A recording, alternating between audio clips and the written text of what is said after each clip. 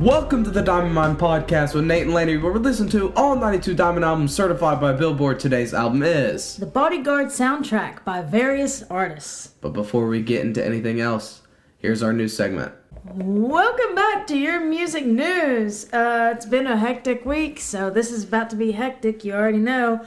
First off, Judas Priest Rob Halford, I'm really bad at last names, battled cancer privately for 4 years. And he is now urging people not to put off annual physical exams and cancer screening after he underwent an exam himself in 2017 that likely saved his life.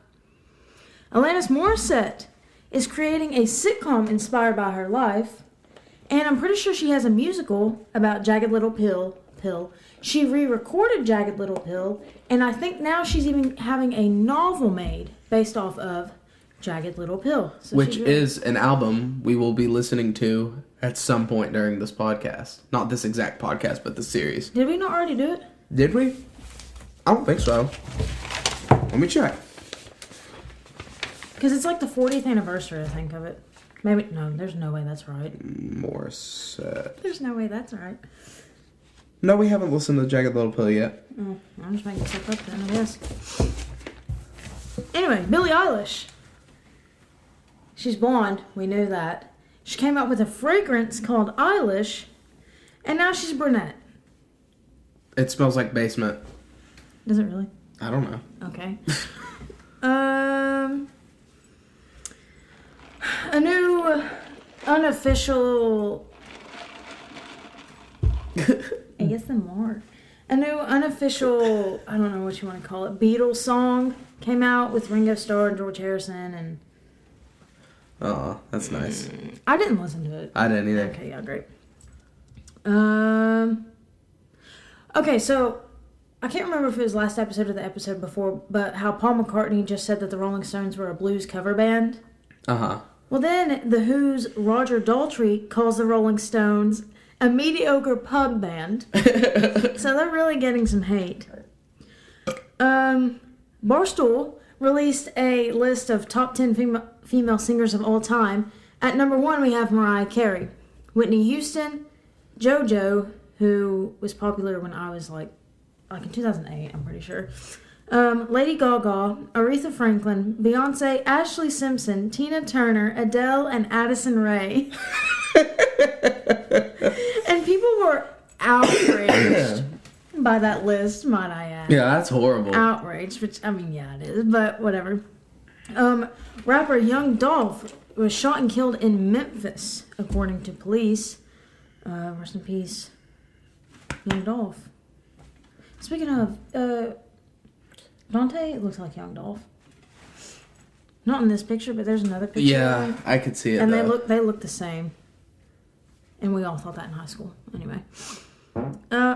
Lady. You know what? I don't edit the music news, so that's just gonna stay. I don't care. I'll have my farts be in. I wasn't even trying to make it silent. Gosh. I know. Anyway, my boggin's coming off. Anyway, legendary photographer Mick Rock, who captured iconic images of David Bowie, Lou Reed, Queen, and more, died at the age of 72.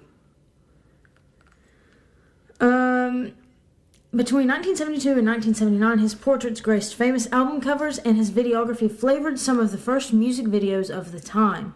His art is immortalized on the covers of Queen 2, Raw Power, and Transformer. In 1972, one of his photographs of Bowie featured on the cover of the Rolling Stones' November 9 issue. Rest in peace, legend. Guns N' Roses frontman Axl Rose took to Twitter Wednesday. I screenshot this November 20th, so that's how long it's been. Wednesday afternoon to mourn the death of his cat Dexter, who was 15 years old. Isn't Axl a douchebag? I've heard that before. I mean, it wouldn't surprise Kylie, me. comment. Isn't Axl a douchebag? Kylie really likes Guns N' Roses. Isn't she going to see them? Uh-huh. I thought so. But yeah, let us know. Since you're the fan. I don't know how to say that last name, so I'm going to guess. Billy Hinch, singer in the 60s boy band Dino, Desi, and Billy, or if it's like Mr. O, Dino, Uh-huh. Disney and Billy. And longtime member of the Beach Boys touring unit, died at the age of 70. Also, that picture looks like the Beatles, but... Yeah, it does look like the Beatles. Moving forward, Jonah Hill has been cast as Jerry Garcia in an upcoming Grateful Dead biopic. Oh, I love Jonah Hill. Top 5 actor for me. Ringo Starr has now started a masterclass where you can learn to play the drums from the legend himself. I love Ringo Starr. Top 4 Beatle for me. Oh yeah, top 5 for me. Pete Bunch. Pete Best? Best. Pete Best, Peter Sutcliffe, or Brian Epstein? Pete. Yeah, Pete. Pete number 4, solid. Adele's 30, which came out the week of our last episode about Adele, hit a best-selling album in the U.S. after 3 days. That's insane. 3 days is what it took her. That is absolutely It crazy. was also like... There was some weird statistic, like, it was the first album of the year to sell, like, ever so many, even though it literally came out... At the end of the year. Yes. Honestly, I believe it, though. Oh, yeah, Adele's huge. I wouldn't doubt that she puts another one right here. This one will probably go right there. Yeah. Except I haven't listened to it. I only heard the one song and that was it. I haven't either. But, I mean, it's been 5 years since she released her last album, so it does make sense that Yep. people are like, oh my gosh, it's Adele. Oh my gosh, it's Adele. Grammys 2022, ABBA received their first ever Grammy nomination. Hey, how about that? Isn't that weird? Uh-huh. ABBA. Welcome. ABBA. Like, literally their first comeback. Pen, pineapple, apple, pen. We're just gonna, okay. November 26th. Thank you, Nate. Made it 45 years ago that Anarchy in the USA by the English punk rock band the Sex Pistols was released as the band's debut single in 1976, and it was later featured on their album Never Mind the Bollocks. Here's the Sex Pistols. See, I'm really bad at names, but Stephen Sondheim, I assume, Titan of the American musical, he died at the age of 91, and for some familiar musicals, he did Gypsy, he did Into the Woods, West Side Story, Sweeney Todd, those, so if you want to get familiar with that. On November 29th, George Harrison passed away 20 years ago. Aw. Yesterday, December 8th, it was 17 years since Dimebag Darrell's murder and 41 years since John Lennon's. Louis Tomlinson from One Direction was handed a Guinness World Record award for breaking the world record for most tickets sold for a live streamed concert by a solo male artist. It's a very specific, loud ass car. Jesus. Got that mod. That's a very specific award. It is. We should try to break a world record. Uh-huh. Anyway. A Nate and Lady break a world record. We could do it. There's a lot. Oh my god. But he sold 160,000 tickets. That's a lot. For a live stream. Yes. Mm-hmm. It really is. Rihanna was present at the ceremony for the Republic of Barbados, which took place on November 29th, I believe. And during the ceremony, she was honored as the national hero of Barbados. Gotta love Rihanna. Really. And then people are speculating if she's pregnant.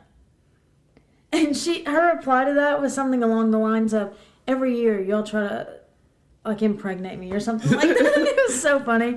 Anyway, Aaron Carter, he's on Cameo, by the way, has split from his fiancée after 1 week of the birth of their son. Oh, that's unfortunate. Foo Fighters are going on tour. Foo Fighters when they see some food. Foo Fighters! Weird Al going on tour. He's coming to our town. By the way. We gotta go. Nate, Lady, go see Weird I think Al. it's next August. But we could. Adele is headed to Las Vegas for her own residency. I'm assuming she's replacing Kiss. Sweet. Motley Crue sells their entire recorded catalog for $150 million. They're also going on tour next year if they don't die. Jesus Christ. I mean, no, it's Nick Mars. Dude. Well, he actually has like a medical condition, but like, I mean, what's his name? Fell off the stage in Pigeon Forge. Who's the lead singer of Motley Crue? I don't know. I don't listen to them. Oh my gosh, why did I just forget his name? Look it up, hurry. I am. Hurry. We're a music podcast. It's on the tip of my tongue. Why can I not? It's been like 2 or 3 weeks. Bear with us. Vince Neil. Yes. Oh my gosh, Vince Neil. Why can I not? Anyway, he fell off the stage, broke his rib, so... That's insane. And the drugs. That was a lot for them. But, moving on. Dead & Company may continue after Grateful Dead members retire. How does that make sense? So it's just like unoriginal. It's just just company. It's just company. They should just change their name to Company. They should. Because that's so stupid. That's dumb. Stupid. Carlos Santana postpones his Las Vegas residency after a heart procedure. Aw. Hope we're doing well, Carlos. Here's an interesting thing. So, Taylor Swift sent flowers and a note to Don McLean after All Too Well, Taylor's version, broke the record for the longest song to ever go #1 on Billboard Hot 100 chart, beating his 50-year chart topper, American Pie. That's crazy. 50 years, she beat him and sent him flowers and a note. Yeah. Rolling Stone came out with 50 best albums of 2021, and at #1, it is Olivia Rodrigo's Sour, which I disagree with personally. But it was a good album. I'll give it to her. She's in the whole revival of punk rock. I think it's more along the lines of pop punk. Yeah. But yeah, she's in that, which I have a love-hate relationship with that personally, but whatever. Drake ditches his Grammy nominations. Says the rapper has decided to no longer compete for the best rap performance and best rap album. I couldn't read the article because Rolling Stone's really weird about their articles, but... Yeah, I don't like the Rolling Stone website. Because sometimes it's free and sometimes it's not, and it's really annoying, but whatever. The Hot 100 Top 10 chart dated December 11th, 2021 has Adele's Easy On Me at #1. The Kid Laroi and Justin Bieber at #2 with Stay. Mariah Carey's All I Want for Christmas Is You at #3. It always gets back up there. Brenda Lee's Rockin' Around the Christmas Tree, a classic, at #4. Bobby Helms' Jingle Bell Rock, another one, #5. Lil Nas X and Jack Harlow's Industry Baby. Okay. Burl Ives, another classic, A Holly Jolly Christmas, #7. Glass Animals Heat Waves, #8. That one's been up there for a long time. Ed Sheeran Shivers, #9. And Doja Cat's Need to Know at 10. Nick Cannon shares that his youngest son, Zen, has died from a brain tumor at just 5 months old. Oh, that sucks. That is really sad. Rolling Stone released 50 best songs of 2021 with WizKid featuring Tim's Essence at #1. I've never heard that. Me neither. Sorry, WizKid. That's what's sad. And that is it for your music news. And we're back. And before we get into this album, let's get onto the social medias. Twitter, TDM Pod, TDMPOD. The Instagram, The Diamond Mine Podcast. The YouTube, if you want to see our face, they're beautiful and they look really cool. The Diamond Mine. If you look up The Diamond Mine Podcast, we should be the first thing that pops up. I wonder if this was visible or not. It is now. I don't know. You see it now. It's a naked man running. Yes. Follow us on TikTok. We only have a couple TikToks. Is it just The Diamond Mine? I think it's Diamond Mine Podcast. Diamond Mine Podcast. Rate us 5 stars. Subscribe. Follow.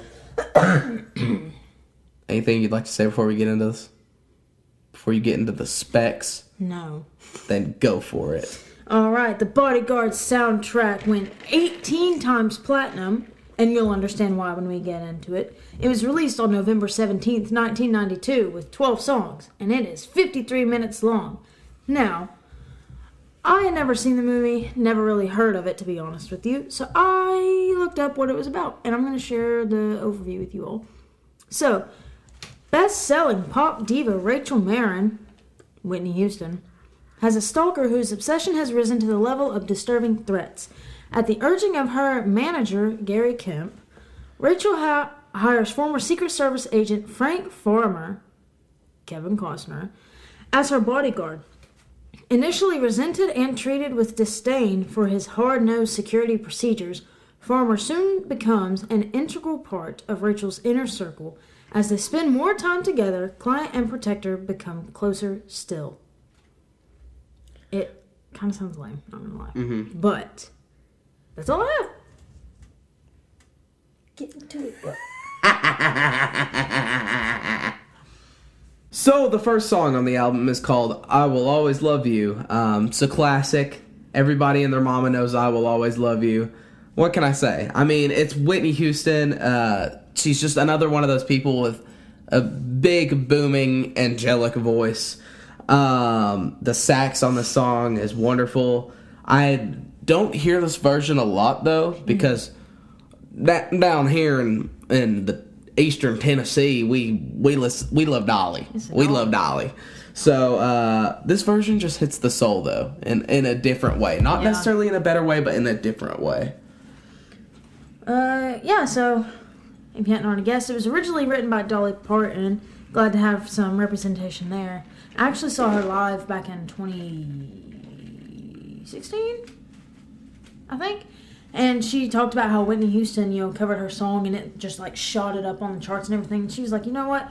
Whitney, talented singer and everything, and she's making me money. It's like, you know what? You're not wrong. Speaking of that saxophone, I can only think of one man, and that's Kenny G. Coming in smooth. I don't think it was really him, but if it was, cool. That's even better. It's always a powerful song from her, but it was much softer than I remember it. Uh-huh. Throughout basically the entire thing until her last go at the chorus. The big hit that where everybody it's the hears. drum and then she goes. Just like that. That's how she sings it, too. She shakes her head like that. Anyways, you have anything else to say? No. The next song is called I Have Nothing. Heard this one, too. It's also Whitney Houston. These first few songs are Whitney Houston. I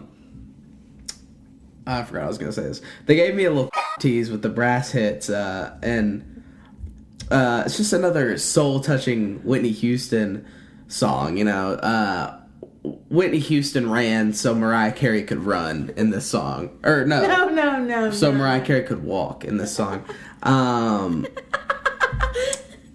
Whitney Houston ran so Mariah Carey could walk. I love the jazzy big band sound on this album that, they have throughout most of the album. Mm-hmm.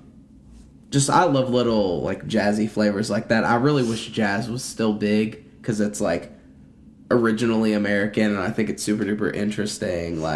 There's not many things that are, originally American, and I just think that's super duper interesting, and it's underappreciated in our culture, even though we created it,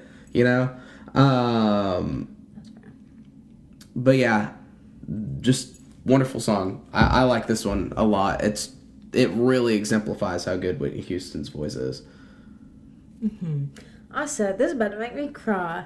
I had actually heard the song before, but it's incredible every single time. Whitney really starts the album off strong, I do believe. Except the only real note I have about the song is that Very Much Further is not grammatically correct. Oh, yeah, that was annoying. It's kind of funny, but whatever. We can move on. The next song is called I'm Every Woman, which I am not. I am not a basic. Damn it! I keep forgetting I can't swear on this podcast. You had to bleep within the first 5 minutes. I'm sorry. I'm sorry. I'm sorry. I keep forgetting you're editing this too. Now I feel bad. This turned into an 80s shindig at some point. I was kind of upset because I hate stuff like that. Yeah. I forgot about that. I low-key tuned out because it was just kind of meh to me for the first little half. There's a little vocal breakdown where she's just kind of yelling towards the end with the choir in the back being like, ooh.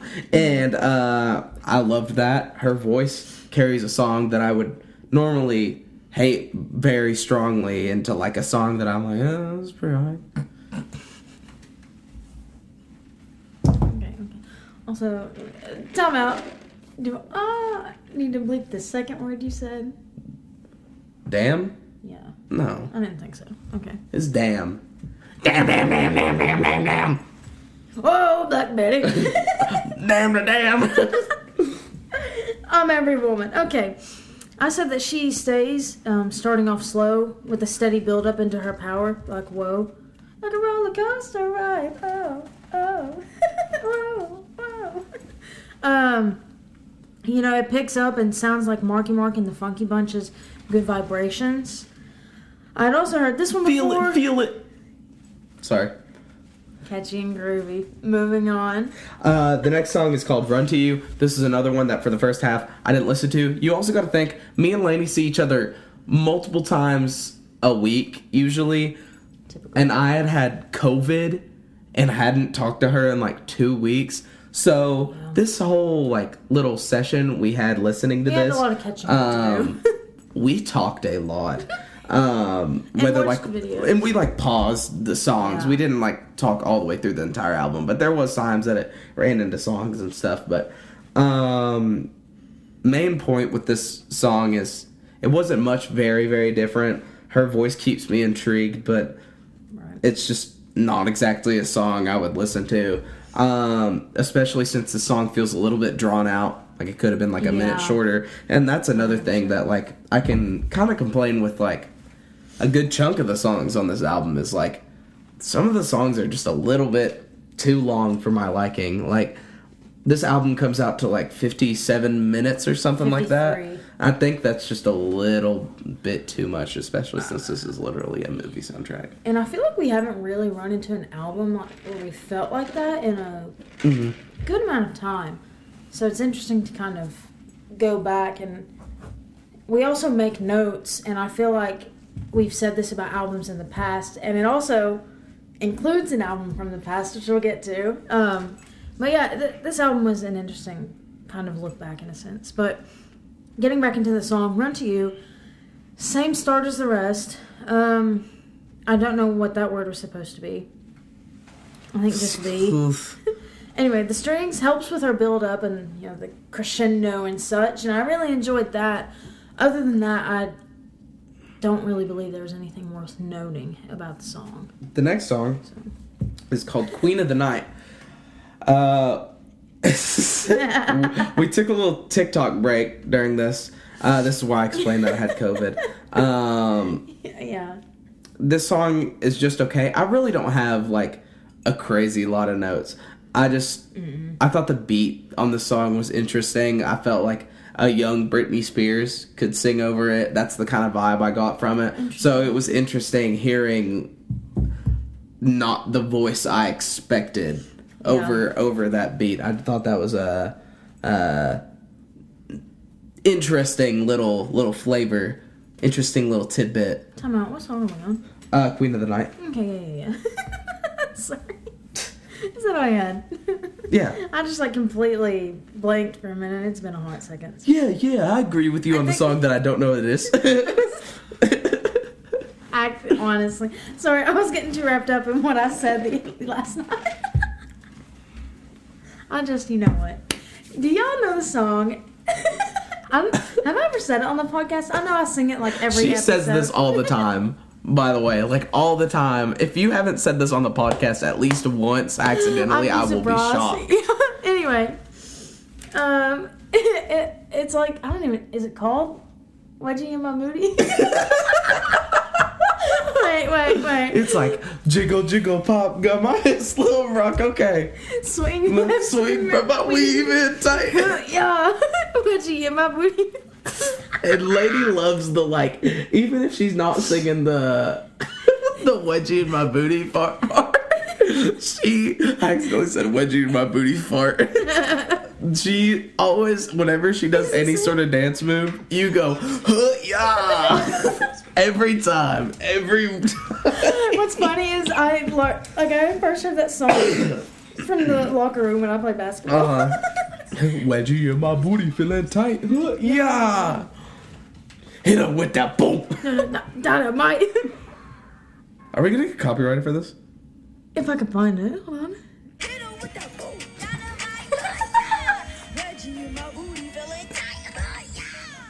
Okay, this has 9.9 million views on YouTube. Damn. And it was put out 4 years ago. Anyway, so we were talking about, I don't even remember, flatulence, I'm sure. And I said, why'd you feel inside, y'all? Pulling out my skin mark.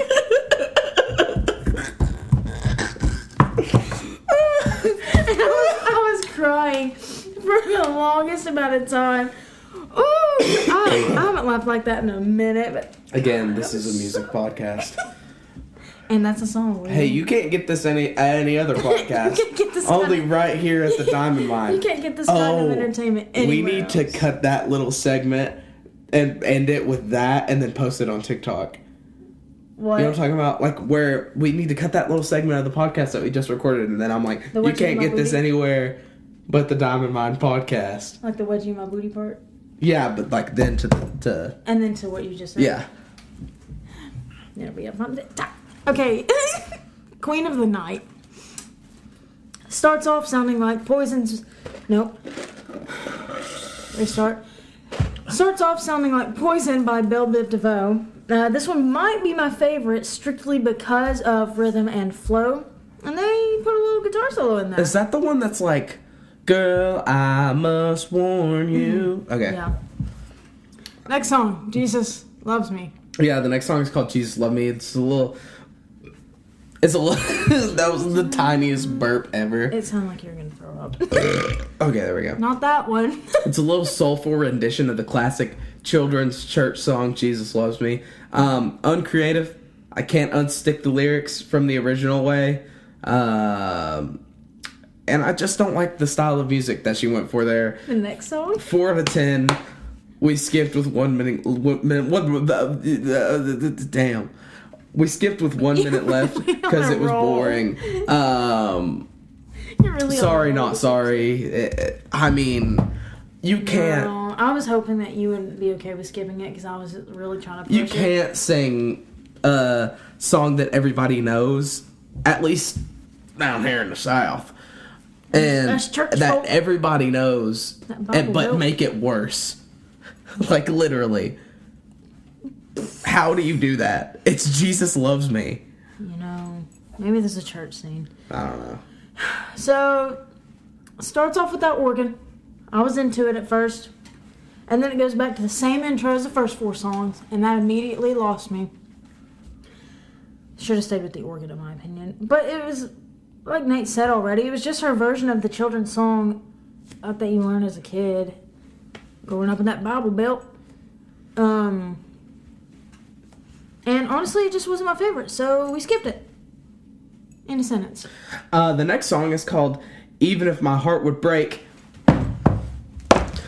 Kenneth Gorlick, back on the podcast. He's back again. He's better than ever. He's actually not better than ever because this song was on Kenny G Breathless. But still, back on the podcast. Flashback to the first episode when we recorded in my garage. Absolute banger. Absolute banger. Not really. I didn't even necessarily love the song when we listened to it. But it just has me in a good mood because of the nostalgia of it. You know, like, when is it 1 year ago today that we... No. What day is it? 1 year ago, December 20th. So in the next we'll like week and a half, it'll be 1 year of us doing this podcast. We'll let y'all know. All in all, not this Sunday, but the Sunday after will be the day before. Ooh, that crazy. All in all, I remember why I didn't like the song on the first album. I don't like the guy's voice. I'm sorry. I don't like his voice. And I feel like it takes away from Kenny. Like, Kenny is a good artist on his own, but I feel like it just takes away from him. Except for when he collabed with, what's his name? By the time the night is over. That one? Yeah. That one. That was a banger. Banger. Banger. have that one on. Yeah, okay. My turn? Yeah, you're Excellent. good to go. In all hot caps, there. Kenny and Aaron Neville. This song, like Nate already mentioned, is from Breathless, which is Kenny's only Diamond album, and the first one we ever listened to. Nice addition to our 40th episode, by the way. Hey, happy 40th. When we first recorded this song, my notes said that it's another good collab That would be with funny. good lyrics, but I wouldn't really listen to it in my spare time. And again, it's not my favorite Kenny G song. It's like elevator music, 6.5 out of 10. Now, I still agree that it's not my favorite Kenny G song, but I like it more than I did then and can appreciate it more. I guess just growth or whatever. Mm-hmm. And the soundtrack came out a month after he released Breathless, so they really just grabbed that quick and put it in the soundtrack. But Kenny, it's good to have you back, and you too, Aaron. We love you, Kenny.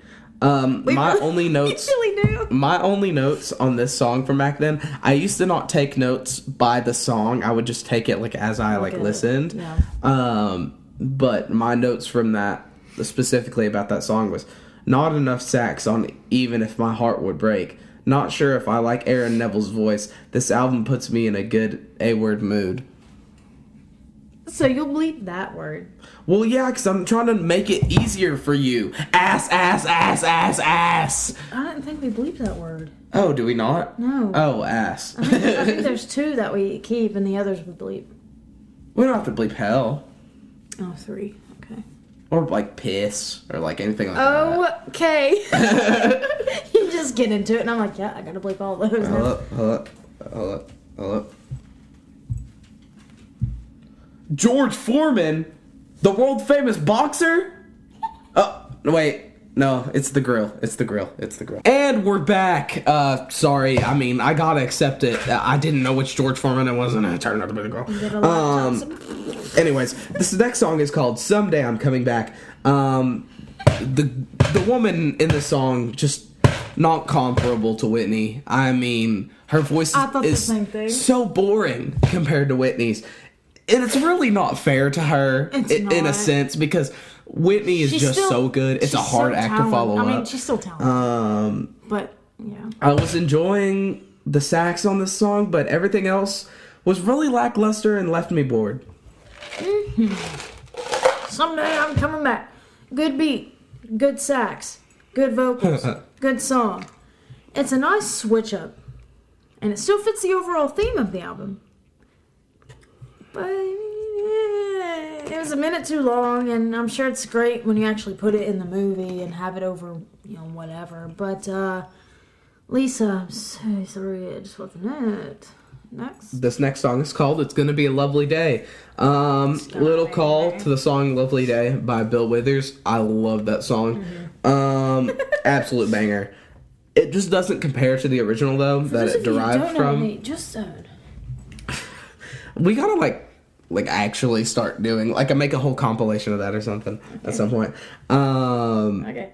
It's fun, and I can definitely head bop to this song, but it's just too long for me, and the rapping part was kind of lame. IMO.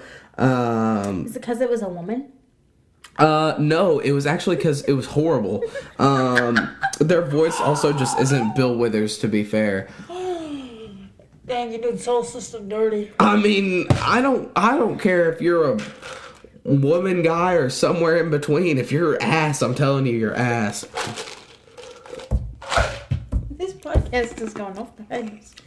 I don't have anything else to say. Wait, other than... I like this song. I think this actually might be my favorite on the album. Ooh, I dropped my phone. And by elaborating... She bappin'. Okay. For those of you who don't know what they just said. I don't think we've had that vocabulary word yet. Bappin' is just kind of another form of the word cappin', which means lying. But I use bappin' whenever... It's mostly like whenever you're saying a lie that's really stupid, in my opinion. Like, capping is just like, nah, you capping, man. Like, that's a lie. You know that car goes faster than 120, even though it says 120 on the speedometer. But bapping is like, nah, dude, you bapping. The sky ain't purple, bruh. The sky blue. The damn song is booty butthole. It ain't good.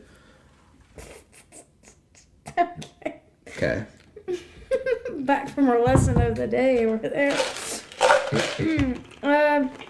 It has the same simple beat throughout with layering of instruments and voices, and I think that's why I was really intrigued. And it was different than all the other crap. Lovely day.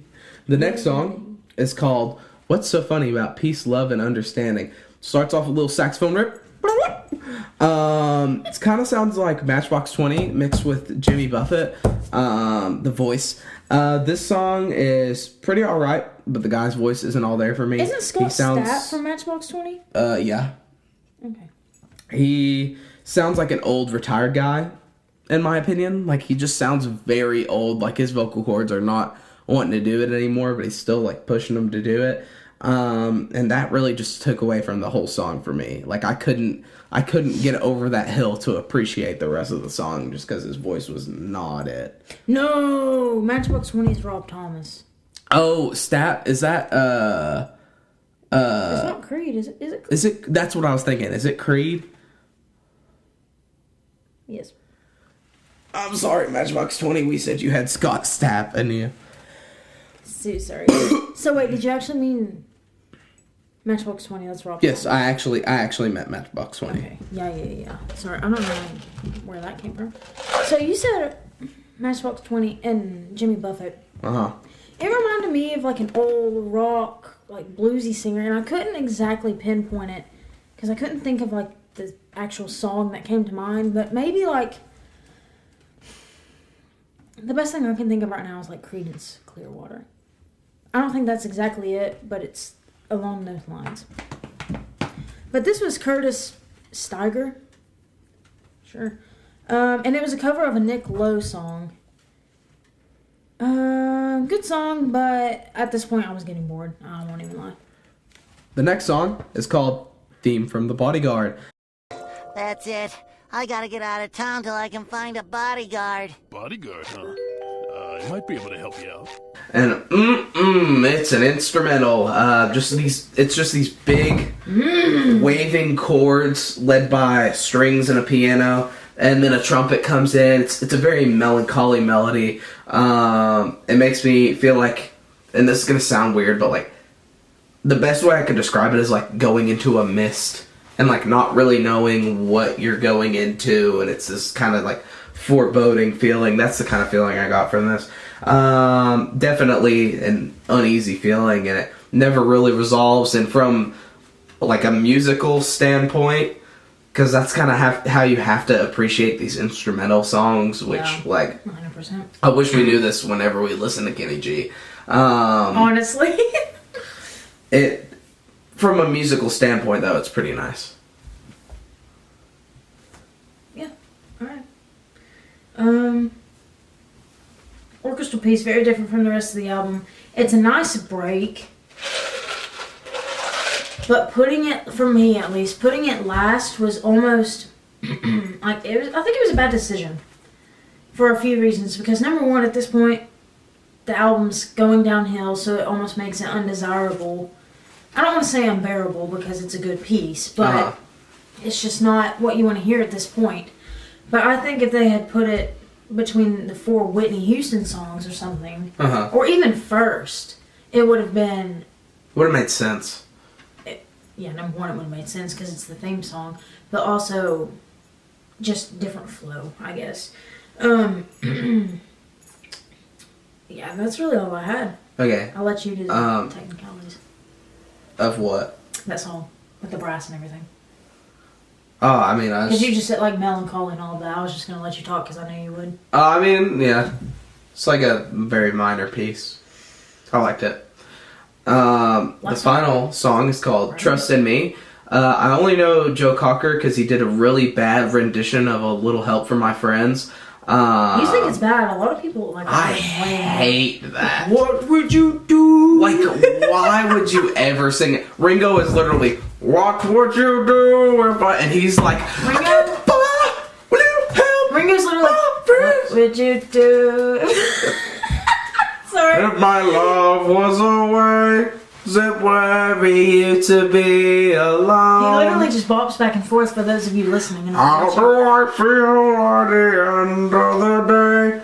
Are you sad because you're on your own? That's my best George Harrison impression. I was about to say. Are you sad because you're on your own? He has a very thick accent. His accent was 1000% the most thick of theirs because he was like... Yeah. He was also nasally. He's like, I'm gonna go smoke some cigarettes. And then he died of throat cancer. Rest in peace.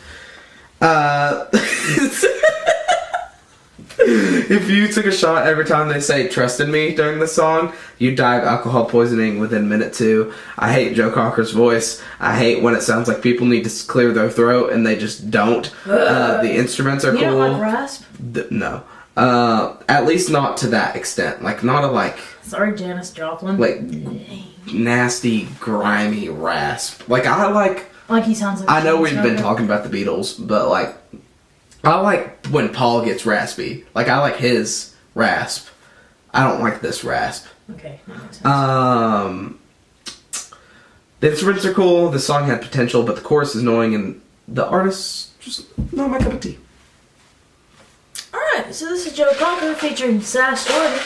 It reminds me of Thunder Road by Bruce Springsteen, but not the lyrical part, just the instrumental. I think it's the ending, where it's kind of like fading out, breaking down, that kind of thing. Similar to the song before last, it fits the album pretty well. It's a very montage kind of song, which I haven't made a note of that in quite a few albums, but it just made sense to go over one of those cheesy movie montages. Good voices, meh music. Glad to end, but it wasn't a strong ending, which very disappointing. Are you ready for the ranking? Yeah, sure. So 1 through 92. How you feel? Alright, so I said that I would drop this album lower because it had borderline land syndrome, and for those of you who are new here, that's long album, no substance. Especially on the back end, which Billboard said in their list, it gives us, kind of a warning, especially Joe Cocker's part. Apparently that was not very appreciated. So I would put it in, I guess, the 70s. That's exactly what I was thinking. I was thinking dropping it down to the 70s. Whitney, your voice is beautiful, but I'm pulling you down. And I mean, also, like, some of her songs were a little like, well, I liked her voice, but some of the songs in and of themselves were a little I think it's because the instrumental was all too similar for me, and that's why I wasn't appreciative of her songs. Which, with the instrumental being the same, that meant her voice had to lead in the exact same way where there was a build-up and things like that.